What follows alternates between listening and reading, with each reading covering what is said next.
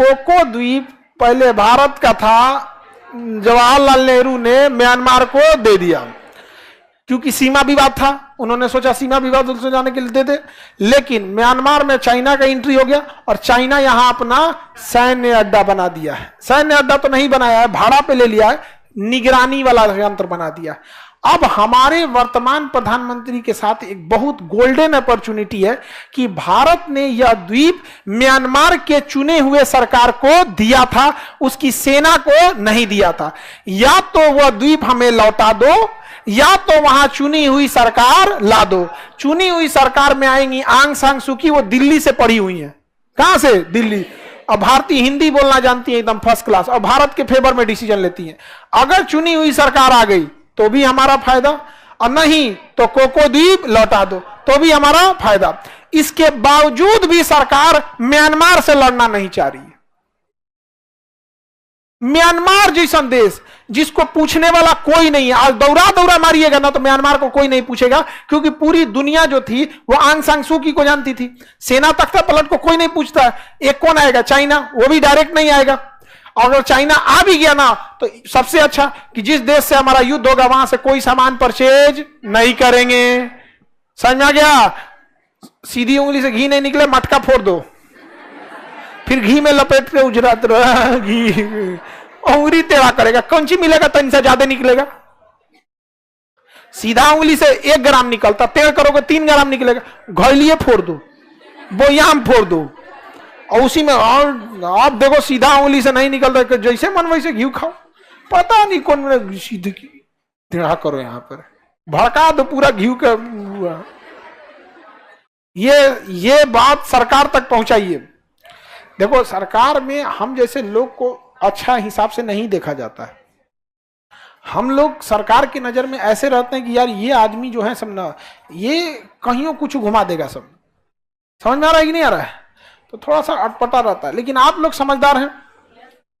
हम लोग अगर म्यांमार से कोको आइलैंड नहीं ला पा रहे हैं, दोनों रास्ता है कि नहीं? या तो सरकार लाओ या तो द्वीप लाओ। द्वीप ला देंगे लोग। देखो पहले क्या ला देंगे? द्वीप। ये चुपचाप तो बैठा नहीं रहेगा, कुछ ना कुछ हमला करेगा।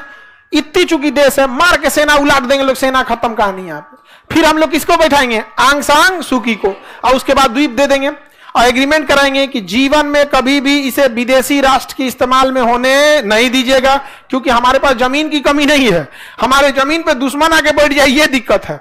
वहां के लोग भी खुश हो जाएंगे, क्योंकि लोगों की भावना नहीं आहत होनी चाहिए, वरना वो ऐसी गवर्नमेंट चुन के आ जाएगी जो भारत के खिलाफ है। सेना हटा दिए, लास्ट के लोग खुश, चुनी हुई सरकार आएगी, वो भी खुश, वही सरकार वापस द्वीप ले लेगी और एग्रीमेंट धीरे से साइन हो जाएगा कि कभी भी सेना को इस्तेमाल, दूसरे देश की सेना को इस्तेमाल करने नहीं देंगे, इसका प्रयोग केवल पर्यटन के लिए करेंगे। और वो एनडीए साइन कर देंगे, नॉन डिस्क्लोजर एग्रीमेंट, कि हमारे और आप में क्या समझौता हुआ ये किसी को पता नहीं लगना चाहिए। हो गया? नहीं हो गया? क्या बोलिएगा? बीड़ी, ये ससुरे सब आजकल बीड़ी पी के खेतवा में फेंक देंगे, सबका गेहूं लहक जाएगा। कोनो एगो गलती से फेंक दिया बीड़ी पी के, माचिस लेके यहाँ पे, एगो खेत में पकड़ा ना तो खेत में बाउंड्री तो होती नहीं है, कहीं जो पकड़ा तो गांव का गांव जल जाता है यहाँ पे। समझ में गया? याद रखिएगा, अगर किसान का अनाज और पराली दोनों जला तो उसकी खबर तहसील तक नहीं जाती है, लेकिन अगर किसान ने पराली जला दिया तो उसकी खबर दिल्ली तक जाएगी, और किसान जल के मर गया तो उसकी खबर जिला तक भी नहीं जाएगी। सबसे दुर्दशा है किसानों का।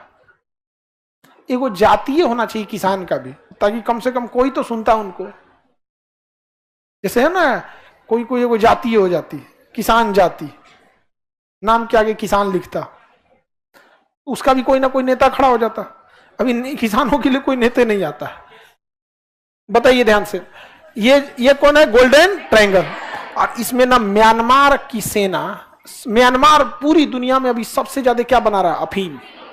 सबसे अधिक अफीम उत्पादन म्यांमार दबा के अफीम बेच रहा है यहाँ पे।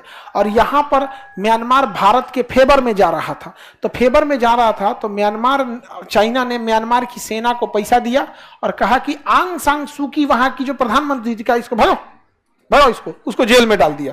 जैसे पाकिस्तान में मेरे चचा को कैसे जेल में डाल दिया है, वैसे उसको बुआ को भी जेल में डाल दिया।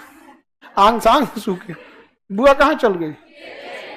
चल गई जेल में। अब वहां सेना का तख्ता पलट कौन कर दिया? आर्मी। और कहा हमारा शासन रहेगा, और आर्मी का शासन रह रहा है किसके फेवर में है? चाइना के फेवर में।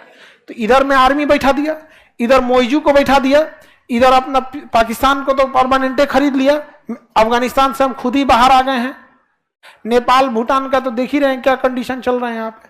फिर भी हम लोग विश्व गुरु